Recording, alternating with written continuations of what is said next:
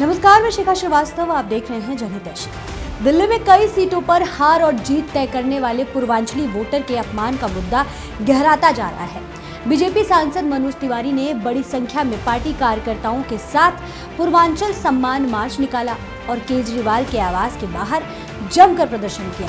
BJP नेता का आरोप है कि अरविंद केजरीवाल को बांग्लादेशी घुसपैठिए पसंद है।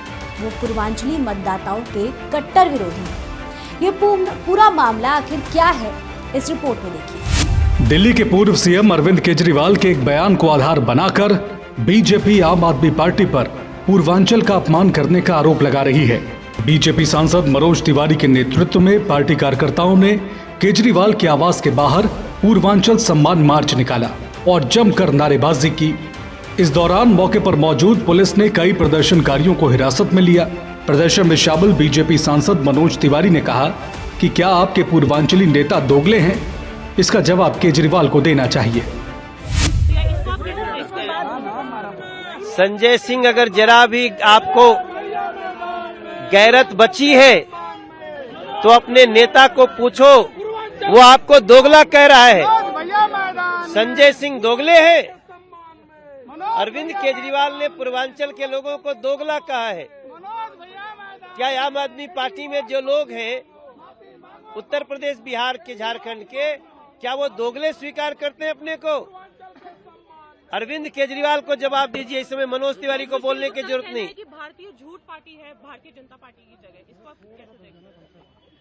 अब देखो, जिनको आपने फर्जी और दोगले बोला ना, वो बताएंगे कि कहने का परिणाम क्या होता है। पूर्वांचलियों के अपमान के मुद्दे की आड़ में बीजेपी को आम आदमी पार्टी को घेरने का मौका मिल गया है।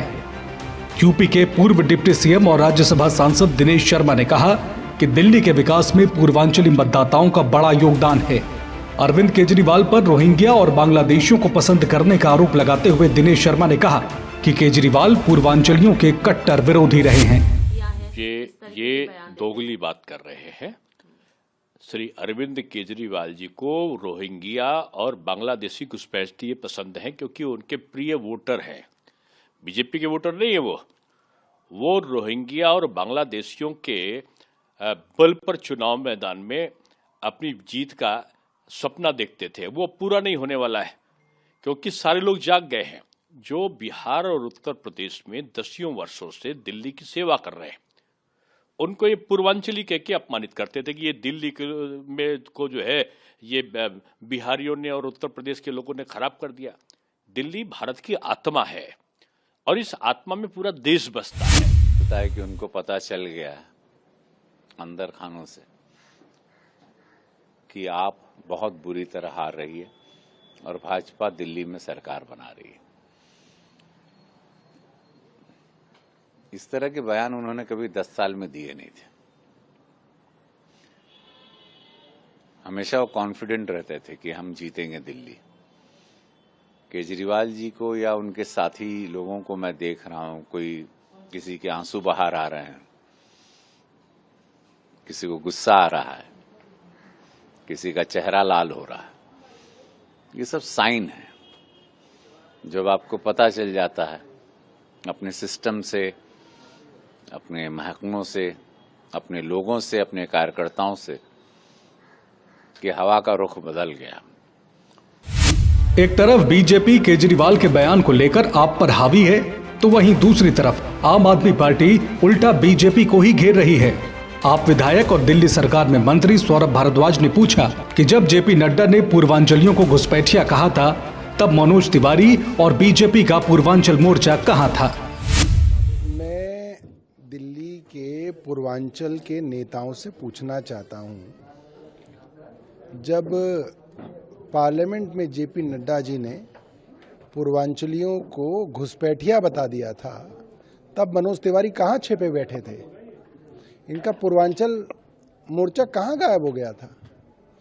जब महाराष्ट्र के अंदर इनकी सरकार द्वारा, सरकार के दौरान, और गुजरात में जहां इनकी सरकार है वहां पे पूर्वांचल के भाइयों को पीट पीट के भगाया जा रहा था, तब ये पूर्वांचल मोर्चा कहां गया था? ये मनोज तिवारी कहां गायब हो गए थे? जब 2 महीने पहले हमारी विधानसभा में गरीब पूर्वांचलियों को भारतीय जनता पार्टी ने और उनकी डीडीए ने छठ नहीं मनाने दी, तब ये मनोज तिवारी कहाँ गए थे? जब 1-2 वर्ष पहले हमारी विधानसभा के अंदर छठ घाट को तोड़ा गया, तो ये मनोज तिवारी कहाँ गए थे, कहाँ गायब हो गए थे?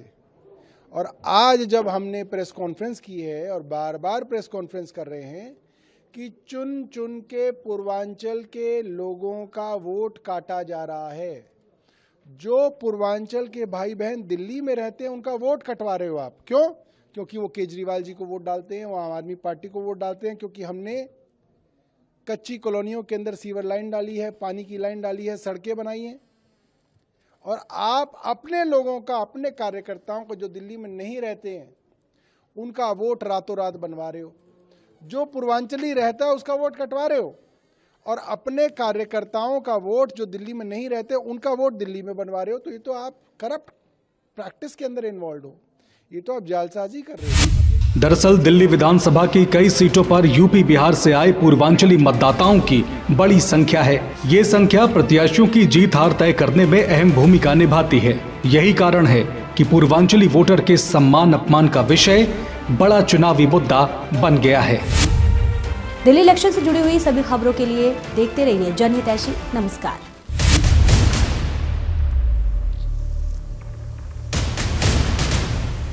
दिग्गजों की जंग में आर पार की लड़ाई। भाजपा सरकार में दिल्ली में जनहित की कोई योजना बंद तो नहीं होगी, लेकिन उसमें जो बेईमानों का ठेका है ना, उनको बाहर निकाला जाएगा। मुद्दों का शोर, चुनावी राजनीति गहराई। आज प्रधानमंत्री जी 38 मिनट बोले और 38 मिनट में से लगभग 29 मिनट वो दिल्ली के लोगों को, दिल्ली की चुनी हुई सरकार को गालियां देके गए हैं। चुन चुन के गालियां दे रहे थे, मैं देख रहा था, बहुत बुरा लग रहा था मेरे को। आप कांग्रेस और बीजेपी में त्रिकोणीय मुकाबला। नेताजी को भांपने दिल्ली का वोटर चला। चुनावी संघर्ष के बदलते रंग, दिल्ली का मतदाता किसके संग?